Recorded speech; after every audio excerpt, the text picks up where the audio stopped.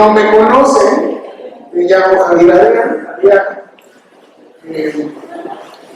Bueno, pues me toca compartir el día de hoy con ustedes un poquito de la palabra de Dios.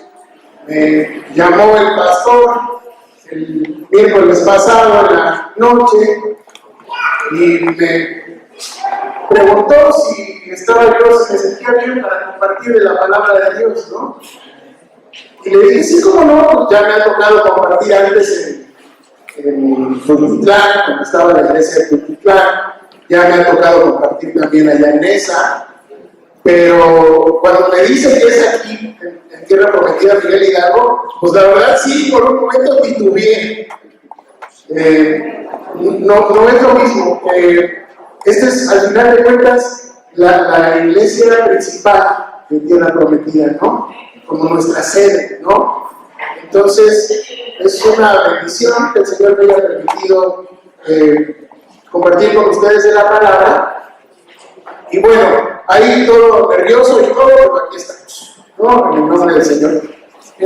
Para calmar un poco mis nervios, no los de ustedes, los míos, les voy a pedir que cierren sus ojos un momento y que oren por mí. Por favor, vamos a orar.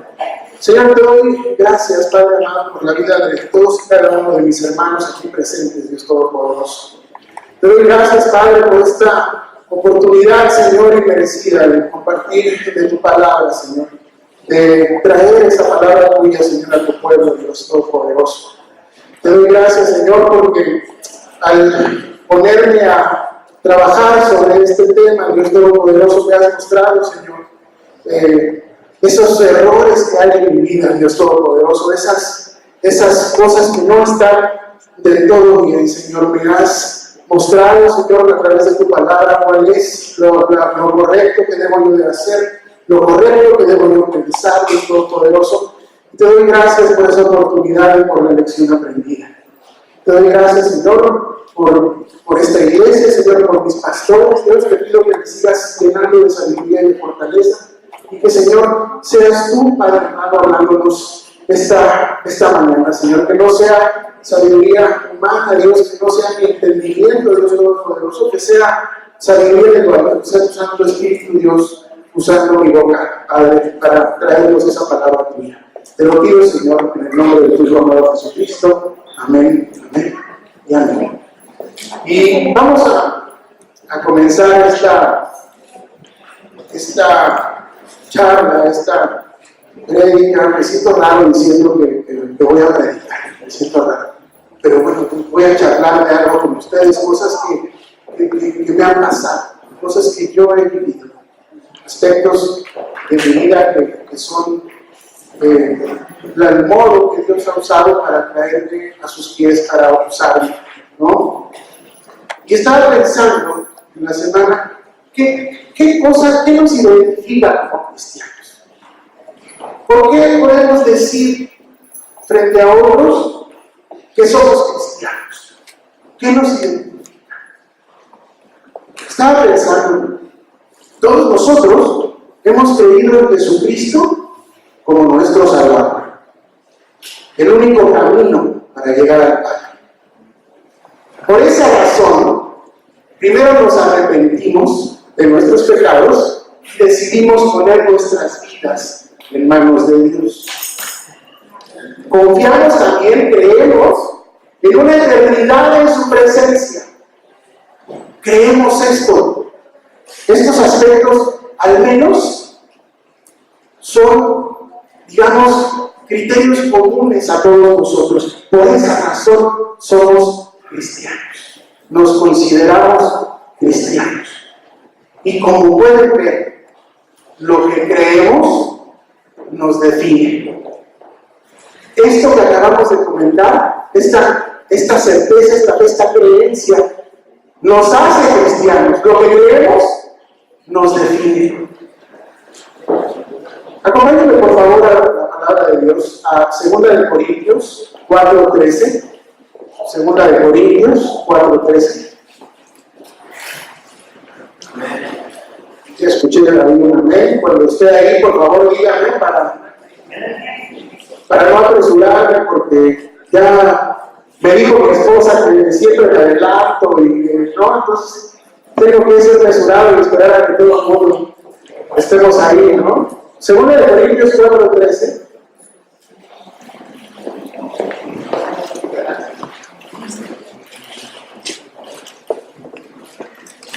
Sí, bien, dice la palabra de Dios, pero teniendo el mismo espíritu de fe, conforme a lo que está escrito, creí, por lo cual hablé.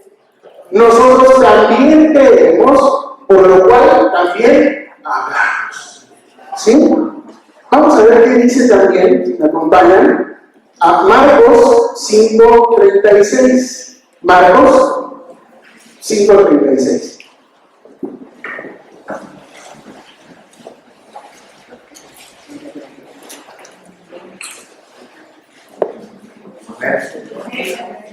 Ya escuché ahí los amigos. Marcos 5:36. Otro amén por ahí. ¿Ya? ¿Estamos ahí? Sale. Dice la palabra de Dios, pero Jesús, luego que oyó lo que se decía, dijo al principal de la sinagoga: no temas, cree solamente. Así de importante, hermanos, son las cosas en las que nosotros creemos. Lo que creemos nos define.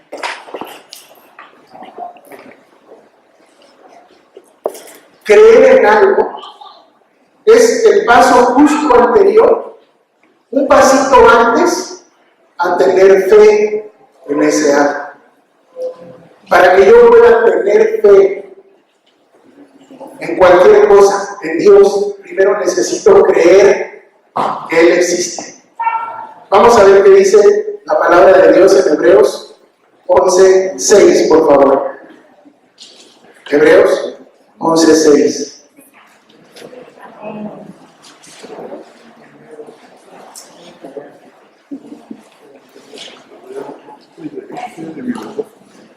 ¿Y un amén por ahí?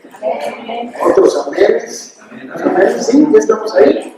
Dice la palabra de Dios, pero sin fe es imposible agradar a Dios, porque es necesario que el que se acerca a Dios crea que le hay y que es galardonador de los que le buscan. Primero creo y luego tengo fe en eso. ¿Sí?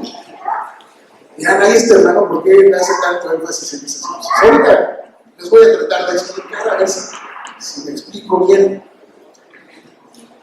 Para nosotros los cristianos, ¿no? Creer que Cristo, que Jesús es nuestro Salvador, prácticamente es la diferencia, digo, más allá de confesarlo con nuestras bocas, como dice Romanos 10:10, pero casi es la diferencia entre ser salvos o no ser. Así de importante es aquello en lo que creemos.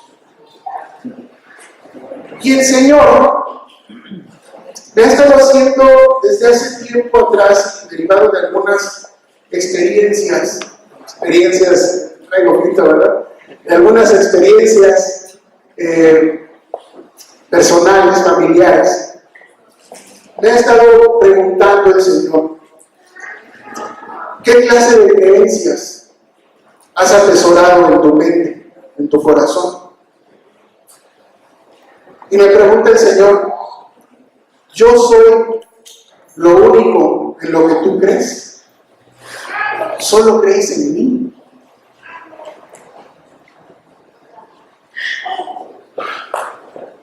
Esta reflexión me llevó a Santiago 2:16.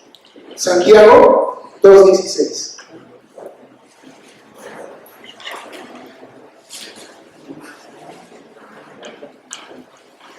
Santiago 2:16. Amén. Ese es Santiago.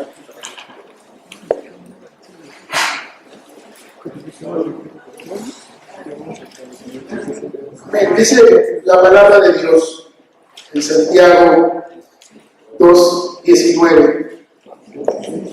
¿Les dije 16? No, perdón, es 19. No vayas a regañar después.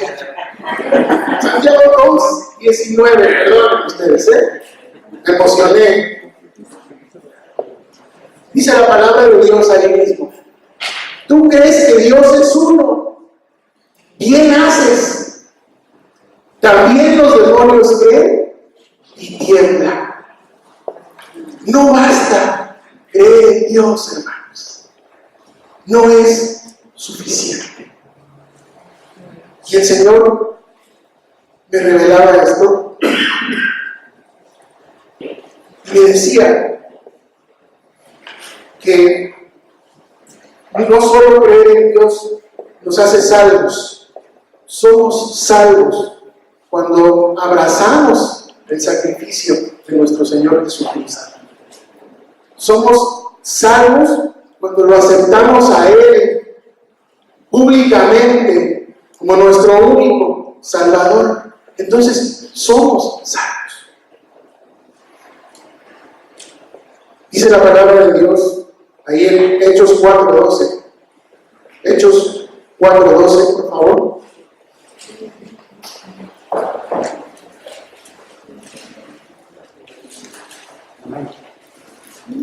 Hechos 4:12. ¿Sí?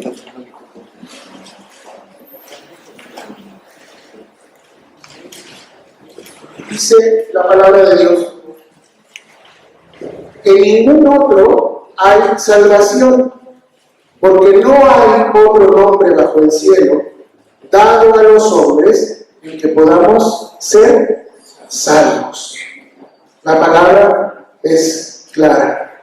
Y hoy, hermano, hermana, quiero hacerte a ti la misma pregunta que me ha hecho a mí el Señor y con la que me ha estado maltratando estos últimos tiempos.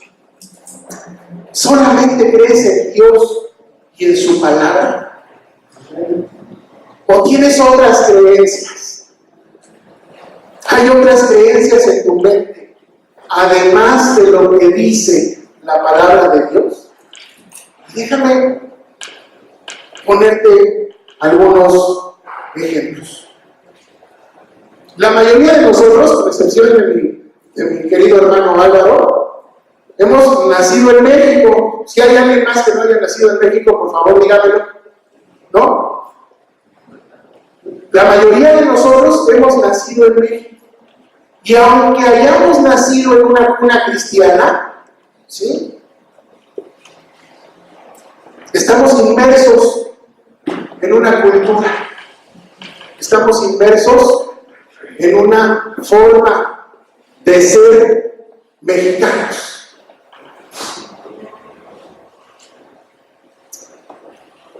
Hay muchas de esas creencias relacionadas con la mexicanidad o con mi identidad como mexicano, que yo, a la verdad, antes de llegar a Cristo, pues nunca las percibí como cosas inadecuadas.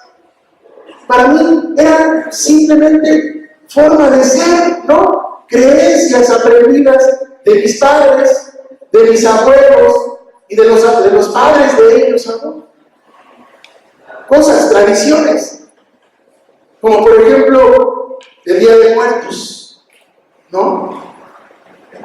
Como por ejemplo este concepto que ayuda mucho, que es muy propio de nosotros los latinoamericanos y especialmente de los mexicanos, la familia extendida, ¿no? Familias integradas por tíos, abuelos, primos, familias grandes, familias extendidas. Usted sale de Latinoamérica, hermano, y eso no lo ve. ¿Sí? Es propio de aquí, es propio.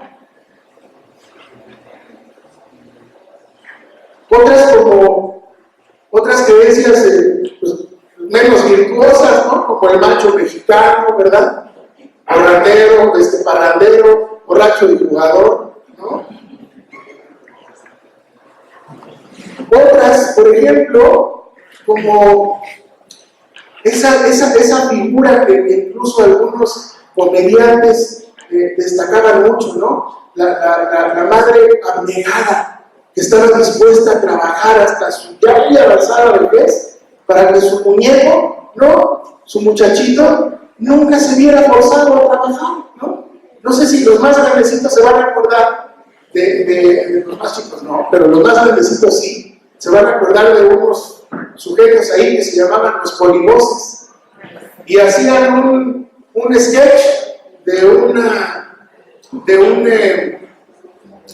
madre, ¿no? De una mujer anciana con su hijo, el Rodolfo Gelatino, ¿verdad? El que decía, no, mi hermano se acuerda re bien, porque son contemporáneos, el que decía, ay madre, ¿no? Y yo recuerdo mucho, hermanos, esa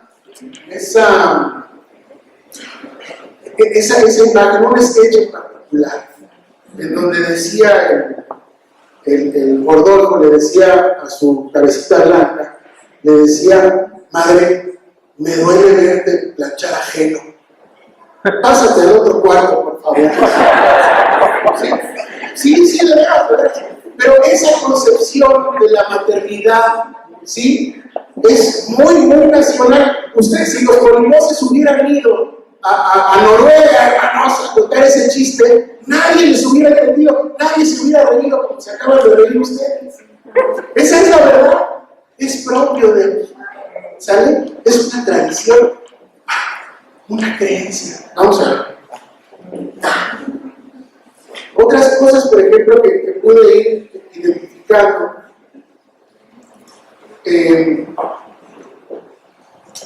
son, por ejemplo, cargas culturales.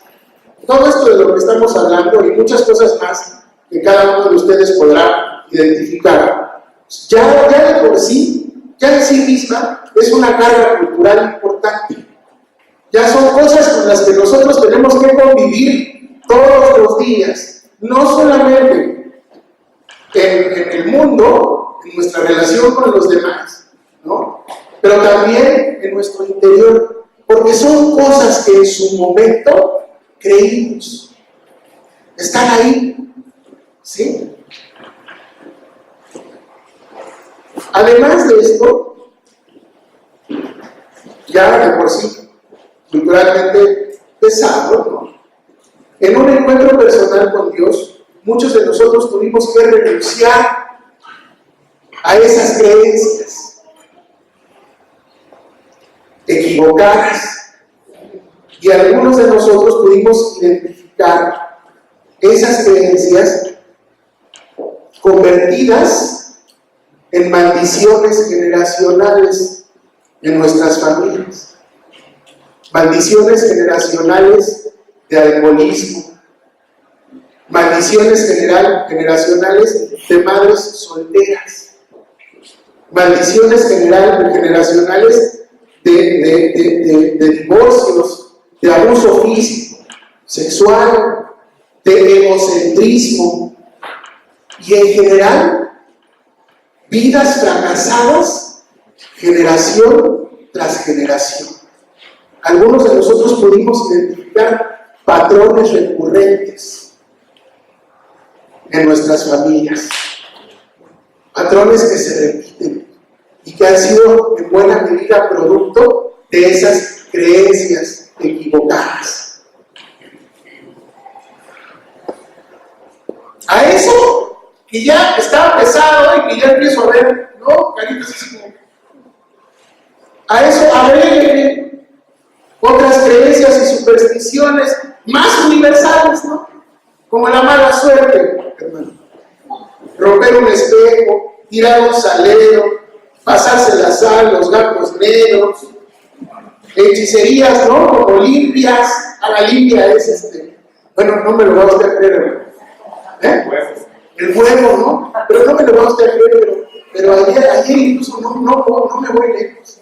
En un desayuno con su papá, estábamos a todo dar platicando y festejando su cumpleaños. Mi padre cumplió años hace poco y lo llevamos ayer a desayunar. Y estaba diciendo, oye, es que a fulano de tal le ha ido re mal. Y dice mi papá, así espontáneo, deberían llevarlo a hacerle una limpia. ¿Qué? Yo, papá, hay que traerlo a los pies de Cristo, pero tú tienes que llegar primero. Entonces, sí, Pero son cosas que salen así, son cosas espontáneas, en la conversación cotidiana. Este tipo de cosas, este tipo de horóscopos, de canalizaciones, de chamanismo, son cosas comunes, son pláticas de todos los días, incluso en algunas mesas de familias. En las sobremesas, algunos de nuestros familiares todavía no llegan a Cristo, eso es una plática, es una conversación común. En mi caso, yo crecí, hermanos, escuchando historias de fantasmas, escuchando historias de nahuales, escuchando historias de apariciones. Y yo escuchaba esas historias, por ejemplo, en el caso, ¿no?, de las que provenían de la familia de mi padre, ¿no? Escuchaba las historias, ¿no? Las contaban mis tías o mi abuela. Y yo decía, no es cierto. O sea, son sus creencias, ¿no? Son sus tradiciones del pueblo, ¿no? Yo, pues como ya voy a la escuela, ¿verdad? Y la ciencia me está quitando todas ese tipo de cosas, pues yo ya no creo en esas cosas. Pues yo decía que no creía, hermano. Pero usted me hubiera conocido en mi adolescencia, y para empezar tenía pelo, así es que no me hubiera reconocido.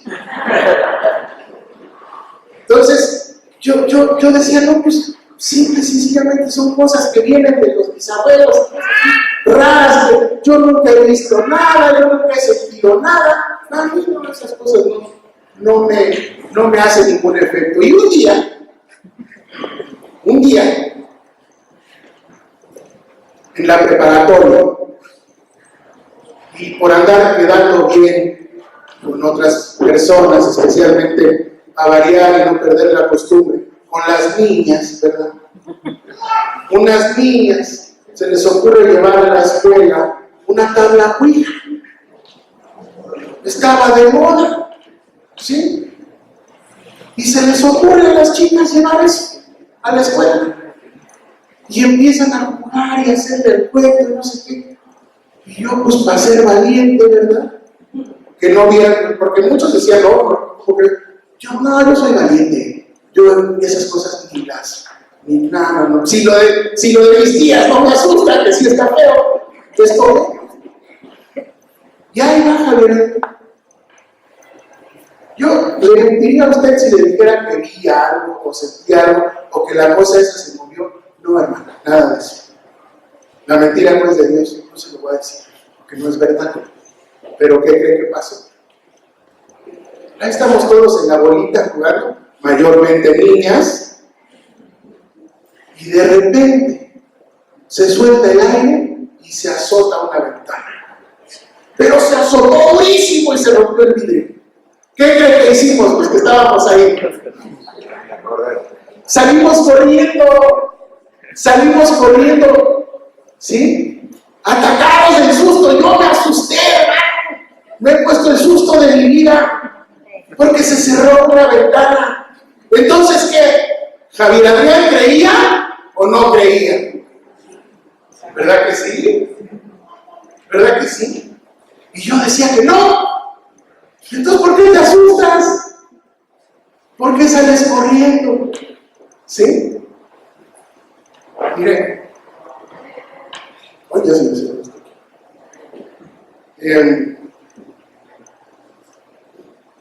Esa es la influencia de una creencia equivocada en nuestras vidas. ¿Sí? Yo afirmo que no hay nada de eso, que no. Pero dada la circunstancia como yo me vi en ese momento, yo preferí salir corriendo por aquello de las dudas. ¿Sí? El problema con todo esto, en mi caso, el que les acabo de platicar, es que es claro que jugamos porque creímos que podríamos obtener un resultado.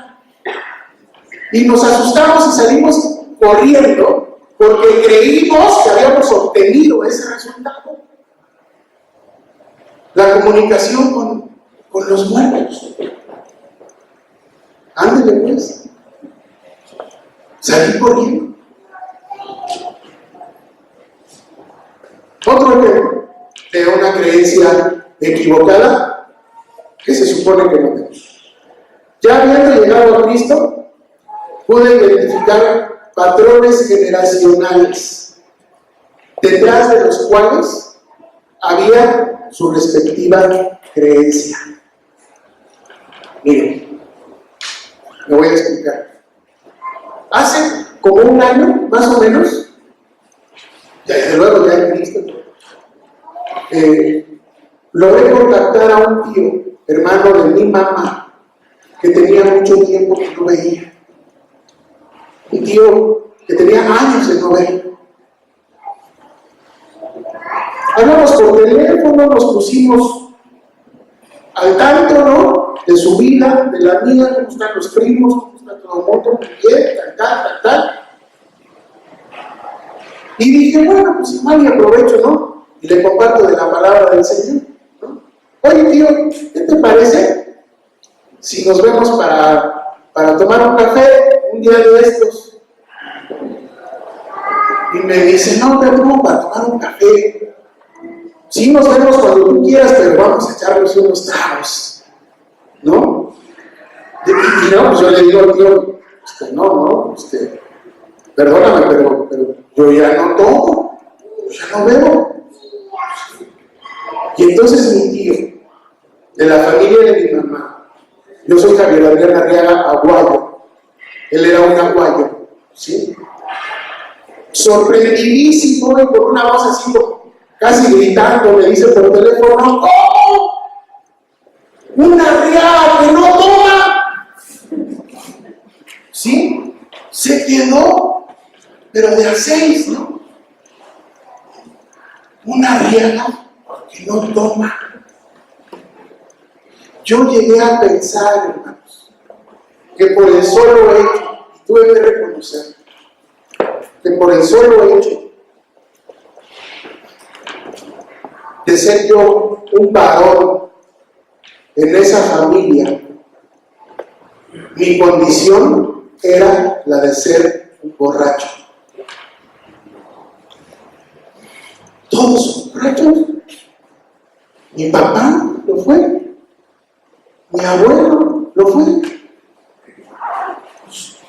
Desde la voz, lo primero que sucedió en mi vida antes de llegar a Cristo, pues fue eso. Abracé el vaso, como dicen, ¿no?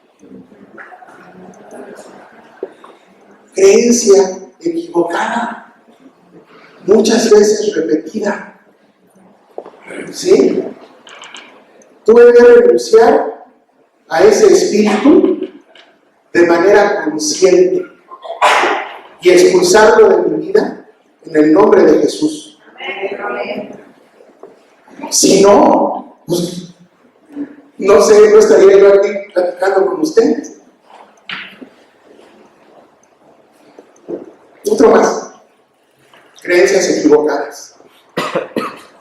Mi madre, que gracias a Dios supe después y en circunstancias muy venturosas que ella recibió a Cristo en su corazón antes de morir. Un día empezó a desarrollar cataratas, más o menos por ahí de los 35 años. Ella empezó a desarrollar cataratas. En aquel tiempo, pues no era como hoy, que hay muchas cosas, muchas alternativas aquí y allá. Había, pero apenas empezaba. Y después de muchas operaciones, finalmente perdió la vista. Era una vez y otra vez y otra vez, y la catarata regresaba y regresaba y regresaba. Perdió la vista. Eso comenzó a suceder por ahí de los 35 años de ella. En la familia, en mi familia, todo el mundo decía que mi hermano Daniel, mi hermano menor, era igualito a mi mamá. Y a la verdad que sí, hermanos, Mi hermano Daniel es totalmente distinto físicamente a como soy yo. Mi hermano es más bien bajito y más bien delgadito, de facciones finitas, como mi mamá. Se parecía mucho a mi mamá. Y todo el mundo le decía, eres igualito a tu madre, nomás te falta la falda. Pero no, y lo vacilábamos y lo cotorreábamos. Cuando mi hermano cumplió 35 años, ¿qué cree que le pasó? Le salieron cataratas. Maldiciones generacionales. Creencias equivocadas. Él llegó a creer que se parecía tanto a mi mamá, que entonces su destino era el mismo. Grave error. ¿Sí? Gracias a Dios, en el caso de mi hermano, pues, y él recibió a Cristo en su corazón, y aunque todavía sigue en su lucha, muchos de nosotros, ahí la lleva, y Dios y nuestras oraciones, las de esta iglesia, permitieron que mi hermano recuperara la vista. Hoy mi hermano ve para la gloria y la honra. Entonces, hermanos, creencias equivocadas que yo decía no tenía. Ya para no seguir insistiendo más, porque además no lo voy a extender, quiero comentar con ustedes otro tema también. Por ejemplo, el tema de las cabecitas blancas y de Rodolfo Gelati, ¿verdad? Matriarcados fuertes, familiares, produjeron varones débiles, inseguros, varones dependientes, todavía en su edad madura y aún en su vejez, siguen siendo varones que simplemente decidieron no crecer, que simplemente decidieron seguir siendo niños, seguir buscando a la figura femenina como su guía, como su protectora, ¿sí? Llámale mamá, llámale hermana, llámale esposa, ¿sí? Son varones que nunca quisieron asumir su rol, asumir el liderazgo que Dios les ha pedido. Nos ha pedido a todos los varones que asumamos. A propósito de esto, un varón o una mujer que desconoce el propósito de Dios para su vida es como un barquito de papel en el océano. Va a ir de allá para acá hasta que finalmente un día se extravía y se hunde. Si no conoces, hermana, el propósito de Dios en tu vida, ¿cómo vas a saber cuál es su voluntad para contigo?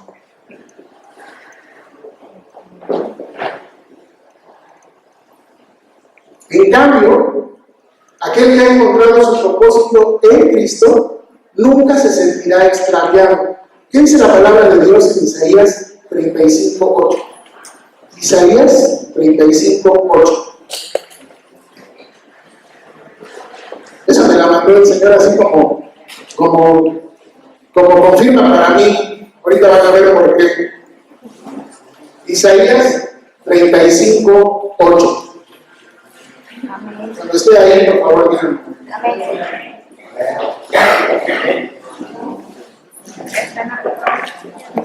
Dice la palabra de Dios: y habrá allí calzado el camino, y será llamado camino de santidad.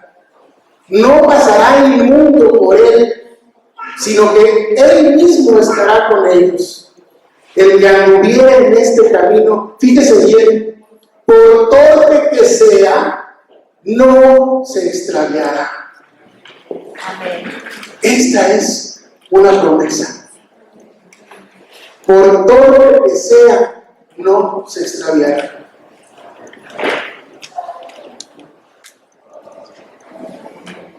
Para cerrar con el tema de las maldiciones generacionales, hay algunas de ellas que se manifiestan o que son producto de profundas raíces de amargura, como el cáncer y la diabetes. Detrás de todas estas maldiciones existe su respectiva creencia equivocada. Tal es el poder de las creencias equivocadas. Hay quien llama a estas creencias equivocadas o falsas como fortalezas mentales, verdaderos castillos construidos en nuestras mentes, rodeados de muros y pozos profundos que nosotros mismos construimos al aceptar consciente o inconscientemente esas creencias falsas. Esos castillos son habitados por toda clase de demonios, de espíritus inmundos. Sin embargo, el antídoto para este veneno en nuestras vidas, y aquí ya respira, hermano, viene lo bueno, ¿no?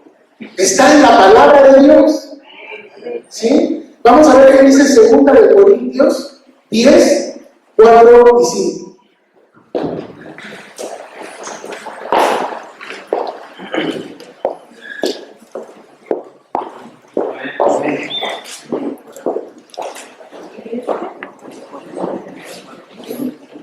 Segunda de Corintios 10, 4 y 5. Amén, ya escuché varios amenes. Dice la palabra de Dios: porque las armas de nuestra milicia no son carnales, sino poderosas en Dios, para destruir ¿qué? Fortalezas, derribando argumentos y toda altivez que se levanta contra el conocimiento de Dios, y llevando cautivo todo pensamiento a la obediencia a Cristo. Amén. Amén. Y hemos llegado a un punto importante, muy importante. La palabra de Dios, como puede ver, el primer término nos habla de una milicia. ¿Sí? Nos dice que hay una guerra. ¿Sí?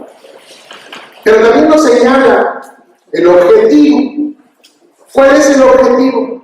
Destruir esas fortalezas. ¿Sí? ¿Para qué? ¿Cuál es dirían los filósofos, cuál es el propósito ulterior de esto? Dice la palabra de Dios: para llevar cautivo todo pensamiento a la obediencia a Cristo. Llevar cautivo todo pensamiento a la obediencia a Cristo. Ese es el objetivo. Entonces, déjenme preguntarle algo. Si el objetivo es llevar todo pensamiento a la obediencia a Cristo, ¿dónde cree usted que tiene lugar esta batalla? ¿Dónde? En la mente. En la mía, sí, desde luego, pero en la de usted también. En la mente de cada uno de nosotros tiene lugar esta batalla. Nada más si entendemos a cuál es su objetivo. ¿Sí? ¿Dónde anda buscando usted las batallas, hermana? ¿Dónde anda buscando al enemigo de su alma? ¿Lo busca en los demás? ¿Anda usted reprendiendo a los demás? ¿Lo busca ahí? Mire, vamos a ponerle un ejemplito. Muy del curso de matrimonios, ¿no?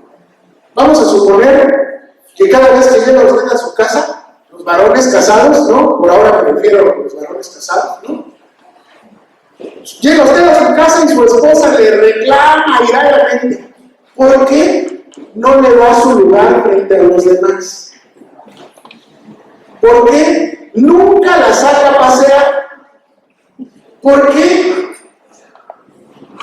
¿Qué pasó con el gasto? ¿Dónde quedó el dinerito del gasto? ¿Sí? O como a mí, ¿por qué siguen los trastes sucios? ¿No? Vamos a suponer, ¿sí? Bueno, en los otros casos son suposiciones, pero los trastes sí es cierto, en mi caso. ¿Sí? Entonces, ¿qué hace Javier Adrián? ¿Sí? ¿Qué hace el marido?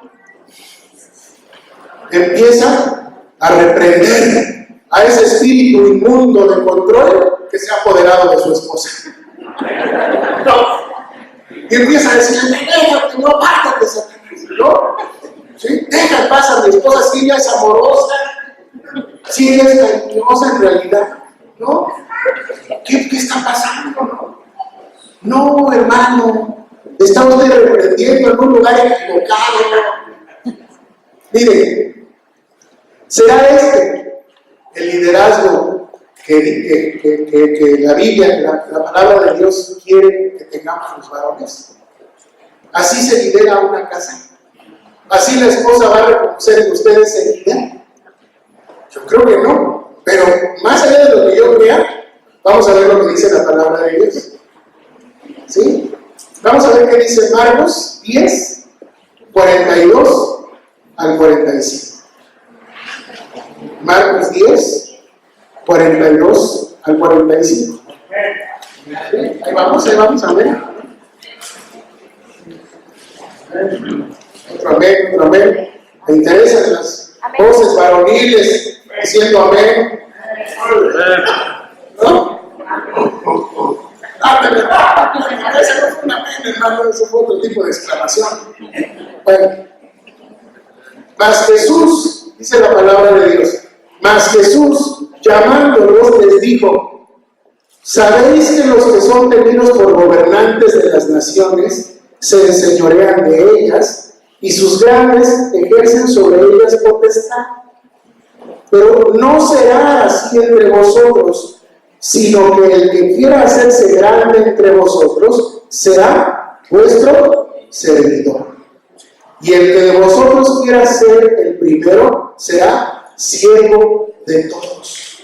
Porque el Hijo del Hombre no vino para ser servido, sino para servir y para dar su vida en rescate por muchos. Es la descripción del liderazgo. Los que han tomado el curso de matrimonios ya la conocen muy bien, ¿verdad? Bueno, eso creo, ¿verdad? Y los que no lo han tomado el curso de matrimonios, no es comercial, pero pues tomen, ¿no? Les va a servir mucho. Ahora, establecido este liderazgo, un varón y la relación de diseño entre marido y mujer es como la que tiene que existir entre Cristo y su iglesia. Vamos rápidamente a ver qué dice Efesios 5, 24 al 25. Y luego, ahí mismo Efesios 5, del 28 al 29. Primero vamos 24 al 25. Efesios 5, 24 al 25. Amén. ¿Sí? Dice la palabra de Dios: así que, como la iglesia está sujeta a Cristo, así también las casadas lo estén a sus maridos en todo. Maridos, amad a vuestras mujeres, así como Cristo amó a la iglesia y que se entregó a sí mismo por ella. Así también los maridos, dice ya 28 a 29, así también los maridos deben amar a sus mujeres como a sus mismos cuerpos. El que ama a su mujer, a sí mismo se ama, porque nadie aborreció jamás a su propia carne, sino que la sustenta y la cuida, como también Cristo a la iglesia. ¿Sí? Entonces, tenemos las dos posibilidades, ¿no? ¿Dónde tengo que buscar al enemigo de mi alma? Acá. En primer lugar, en la mente. ¿Sí? Lo demás es una creencia falsa. O vamos a ver otra creencia falsa. ¿Acaso algunos de nosotros hemos llenado nuestra mente con toda la mitología y el misticismo de las películas de terror? Por ejemplo, ¿no? El exorcista, ¿no?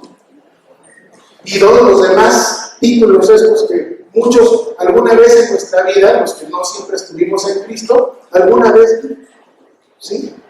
Y nuestra mente fue llenada de esos conceptos, de esas ideas, creencias falsas, ¿sí? Déjeme decirle que quien elaboró esas películas y todas las demás de terror, el objetivo que tenía esa personita en su cabeza era vender su producto. Son comerciantes, hermano. Todos los productores lo que intentan es estimular nuestra carne para vendernos un producto. Y entre más estímulo tenga la carne, más producto venden. Y hay 50 y 60 y 70 sombras de no sé qué, ¿sí?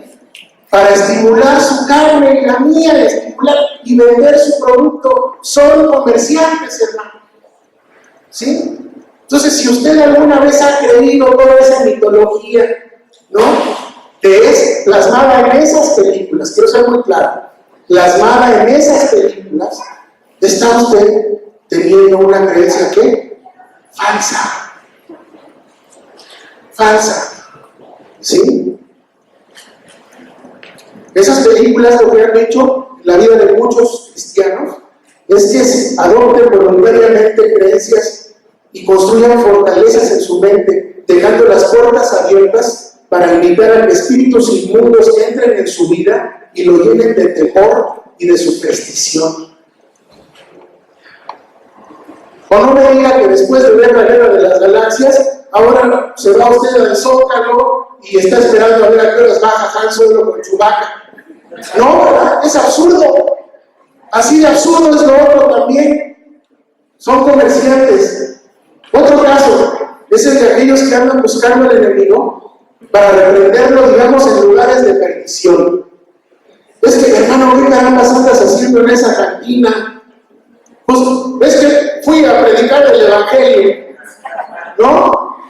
Pero, hermano, pues si de allá vienes, el Señor te quitó de beber. ¿Qué estás haciendo ahí? No, pues, hermano, ¿sí? El plan del enemigo, que solo viene a matar y a robar, es apartarnos de Dios. Y para eso usa su arma fundamental, su poder, su arma, la mentira, el engaño.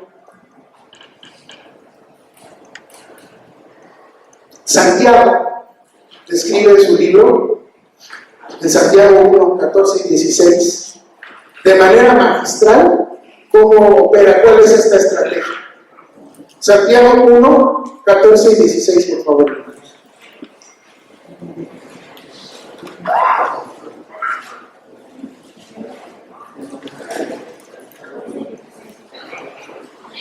Amén.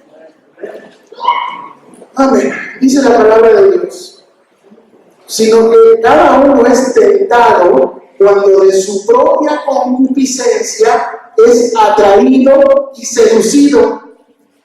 Entonces la concupiscencia, después que ha concebido, da a luz al pecado, y el pecado, siendo consumado, da luz a la muerte. ¿Sí? Y finaliza: amados hermanos míos, no erréis. No erréis, hermanos. ¿Sí?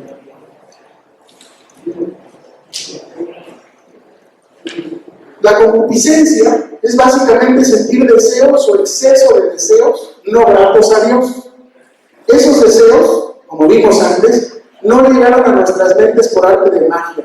Son producidos dentro de esas fortalezas mentales o creencias equivocadas, donde habitan espíritus inmundos de avaricia, de lujuria, de depresión, de inseguridad, de egoísmo, de temor. Esta batalla está siendo librada todos los días en la mente de cada uno de nosotros. ¿Qué podemos hacer? Lo siguiente, lo primero, lo más importante, hermanos, que usted ubique dónde está su batalla. ¿Qué pasa si en el fútbol, qué pasa si uno de los dos contendientes nunca llega a la cancha? Pierde por default, ¿no? ¿Sí? Si nosotros no ubicamos dónde tiene lugar esa batalla, no nos vamos a presentar a pelearla. Necesitamos ir al campo de batalla, ahí en la mente de cada uno de nosotros, y ahí pelear esa batalla. Ahí presentarnos. Lo que sigue, lo conocemos varios.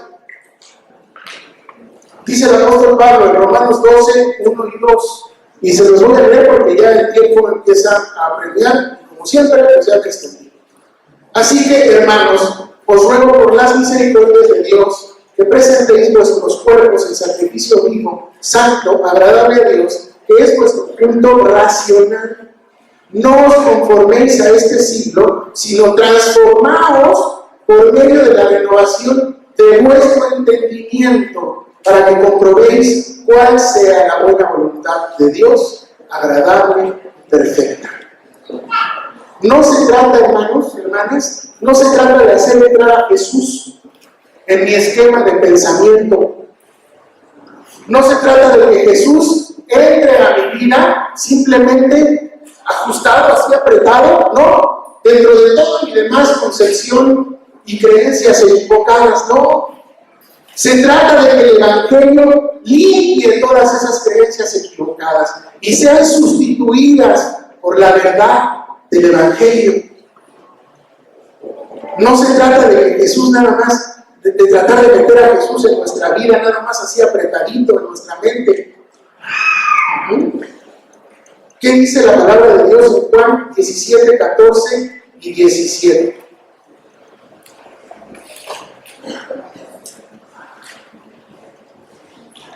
Juan 17, 14 al 17. Ya casi termino. Nada más, si está por ahí, díganme amén. Dice la palabra de Dios: yo les he dado tu palabra. Cuando Jesús oraba con sus discípulos, al Padre le decía: yo les he dado tu palabra y el mundo los aborreció, porque no son del mundo, como tampoco yo soy del mundo. No ruego que los quites del mundo, sino que los guardes del mal. No son del mundo, pero como tampoco yo soy del mundo. Santifícalos en tu verdad. Tu palabra es la verdad. ¿Cuál es la única manera de destruir una mentira? Con la verdad. ¿Y cuál es esa verdad? La palabra de Dios. Hermano, si algún propósito tiene esta charla que tuvimos hoy, es simplemente el de que tú puedas detectar si es que acaso existe una creencia equivocada todavía en tu vida. Si todavía en tu corazón hay alguna creencia falsa. Tal vez tú, como yo, estás en el proceso de renovar tu mente.